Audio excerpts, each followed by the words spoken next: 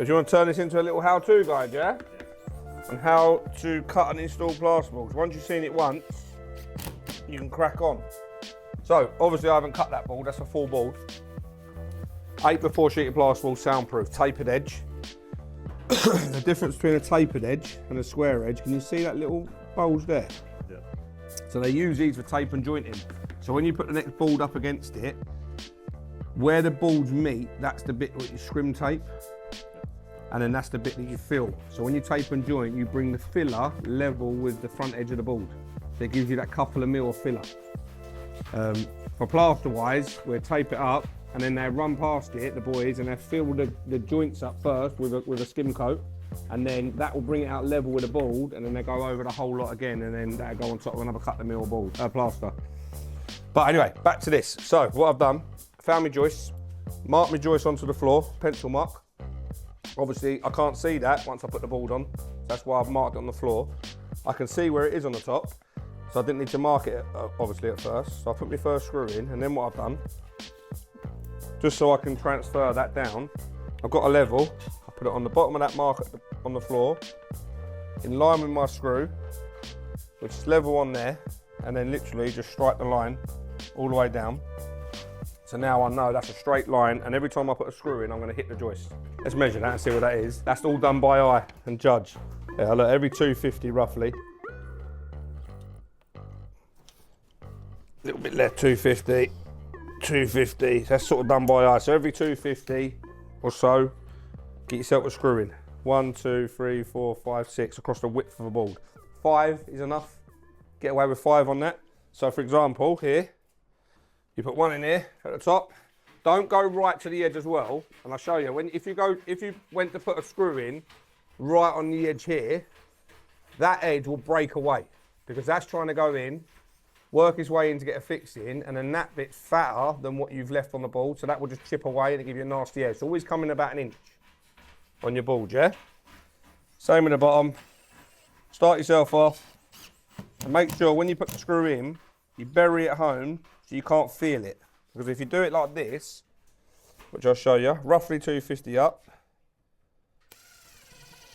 If you do it like that, I can feel that screw. Every time I come over a plaster with the trowel, it's going to catch my trowel. Yeah, and then you're going to have lumpy bits in the wall. So make sure, and you don't want to go too far home, just make sure you go just past the board. Because if you go too far in, then the fixing becomes irrelevant. So I'll give you an example now. If I was to do this and then go too far in, right? Now, I've gone so far in now that over time, with a bit of movement, that will give. And you get a pothole. It just pop off. Because there's no real fix in there. So I'm going to put another one next to it now, just for safety.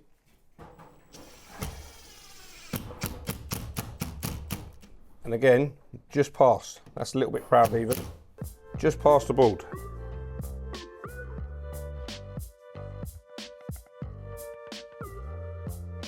Six is probably overkill. What's a screw between friends, eh? I've got to cut a little bit of board. And the reason being is, over here, my friends, this is slightly longer than a full board. And it lands in between. There's my joist there and there's my joist there, and that's insulation. And this board lands here, which is on the insulation. That's no good. So what you've got to do is cut that little bit off so it lands center of the joist. Always cut center of your joist as well. So if your joist is there, 45, you're going to cut center of that. 22.5. And that's where your board should land. And if you have a look here, this is what this has done. Center of that landed there. What you're going to do, take yourself a mark, put a pencil mark there at the top, pencil mark at the bottom, grab yourself a level or a straight edge, hold it up between that line and that line, make sure you're on the lines, and then run your knife down. Yeah, holding your knife nice and tight, full. Just give it a light score, don't try and go home with it. It's like when you use a chop saw and you go through the timber once and then go through it again. Take your time. Don't try and go straight through a 12.5mm board with that, because it'll go off and it won't stay straight, and also you hurt yourself and it just won't cut properly. So give yourself a score like I did. See, that's light. Now that's probably too light to snap at the moment. So what I'm doing now is just go back through it without the straight edge or the level. Because I've got that line there already, it's giving me a guide. Hold it straight. Just make it a little bit thicker. And then what I'll be able to do now, if I get up, pull the board away from the wall, if I come around this way so you can see it, what I'm going to do, see where that slit is there, on the back side of it, I'm going to put pressure on my thumb, and I'm going to put pressure on my thumb and then pull around my finger. And you hear, this is a denser board. These boards are a little bit harder than the standard plasterboard because they're soundproof. But you see it starting to bend, and then it'll crack on the joint, yeah? And then what you do, fold it all the way around, so it's back on itself. So then you've got that cut edge there. And then what you do, get your knife, and then through the back side of it, open it up a little bit so it's not on itself, pinching itself. And all you're doing is slicing the paper now.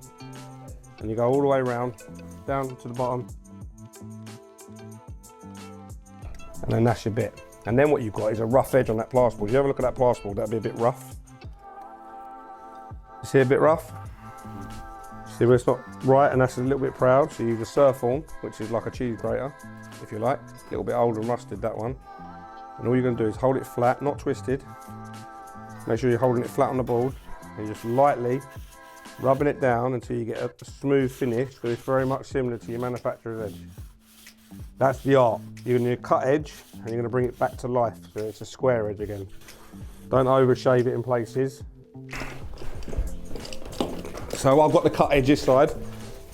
No particular reason, but you've got a square edge plasterboard there, manufacturer edge. You in? Is that where the floor's slightly out? Okay, so we have to lower yours in a minute, so you get the screw in this top corner it.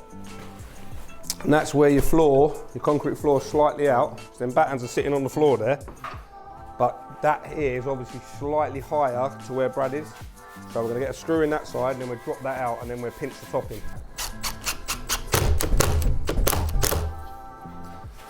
Again, remember I said, pinch the first one, I can see that, centre of that. Drive that home slightly. Just want it just behind. And then what I'm going to do is get me level again, mark my lines. Yes? And we go again. And then I'm going to show you the stagger joint. And that one goes on top of here, and it spans over both of them boards. So then you've got an upright joint that side and an upright joint that side, rather than having a joint all the way to the ceiling from there, because that'd be prone to crack. So you spread it.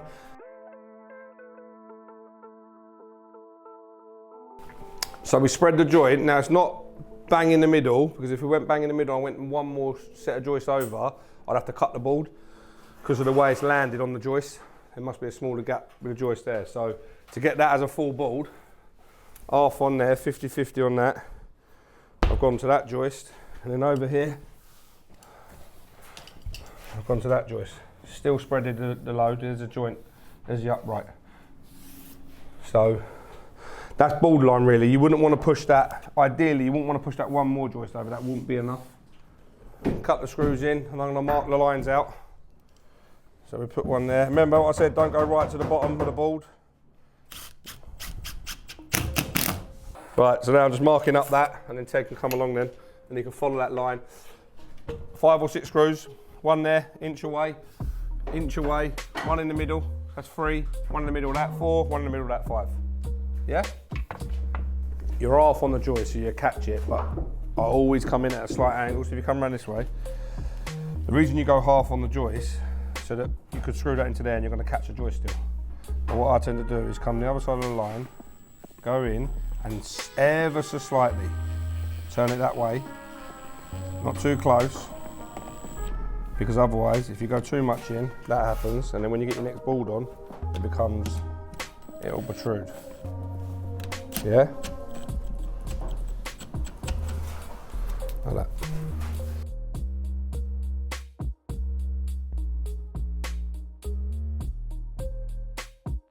And then the same again, very repetitive. And then all you're going to do now is measure from here to here, and that will be one board. So you finish that bit off first, fill that in, get that little sliver in there, and then you're going to measure that board, and then we'll run a sliver along the top, and that'll be all done. We're going to crack on now. All right, my son? And there you go. And that's how you plasterboard a wall.